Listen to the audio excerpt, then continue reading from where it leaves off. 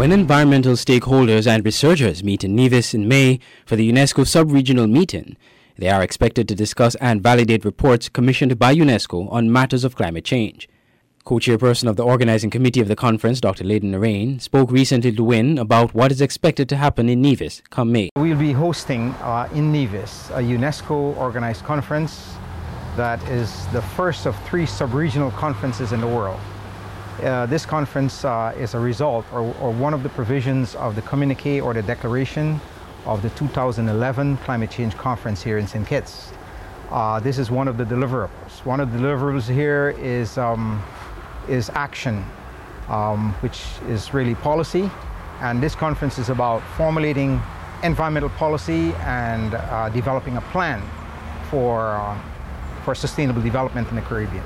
2 of the other deliverables were already pretty much accomplished when in Tortola we met with some regional experts and international experts on climate change education for sustainable development, from which you will see a report and recommendations emerging, and what are some of the things that we can actually do to integrate climate change in curriculum. Not to write new curriculum, not to write a new course, but just how we can accomplish within the same structure some of the objectives of various subject areas. And so we can look for opportunities in which we can integrate research topics on climate change into certain research papers that are required by students.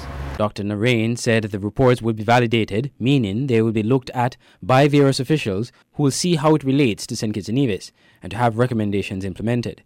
He explained what the 3 reports are that will be validated at the conference. One is by CANARI, and I think some people are familiar with CANARI. It's a research institute. It's a Caribbean Natural Resources Institute headquartered in Trinidad. They also have an office in St. Lucia, but they work entirely in the Caribbean. We also have the Carib Safe Partnership, which is a partnership that was formed between the 5 Cs, which is the Caribbean Community Climate Change Center, headquartered in Belize, a partnership with them and some Oxford scholars, where they develop educational materials and so on, do research. In fact, they recently did a Caribbean Risk Atlas, Climate Change Risk Atlas for the Caribbean. St. Kitts and Nevis was included in that, and they came up with a report in terms of our vulnerabilities and the possibilities or the opportunities that can be achieved. And then we have Conrad Douglas Associates out of Jamaica, headquartered in Jamaica. They have 30 years of experience worldwide in environmental science and technology.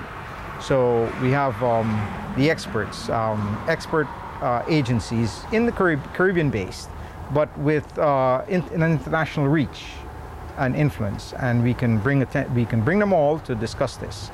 On the issue of climate change itself, the common man, so to speak, they may not be aware, most of them actually, what is climate change, what is the thing about climate change. There's some who don't believe in the whole climate change. Yeah. From a layman's perspective, how important is climate change, and how can we actually get this message across? Yeah. Climate has always been changing. I was a student of climatology and meteorology in some of my training. And climate is always changing, but the rate at which it's changing now is very rapid. And we're looking at extreme conditions of storms, extreme or very intense storms, and extreme dry weather, which can result in droughts. What we find in climate change is that we move from one extreme to the other very rapidly. It's the rate at which we change even within the same year or within the same season that we can move from a period of intense drought to intense flood. Also, that changing climate is having impact on places in the world that have probably never seen such major impacts of climate. And so people are becoming, communities and people are becoming vulnerable to the impacts of climate change. They're being affected. People have food shortages, water shortages, livelihoods, you have disasters, and a number of things like that, loss of employment, and security, food security included. So what we want to do then is to show how we can adapt to these changing conditions so we can build resilience. People can build resilience by ensuring food security, becoming more educated about it to make better choices, and ultimately have a better livelihood, because we believe that the better a livelihood for a person, the more resilient it will be to climate change.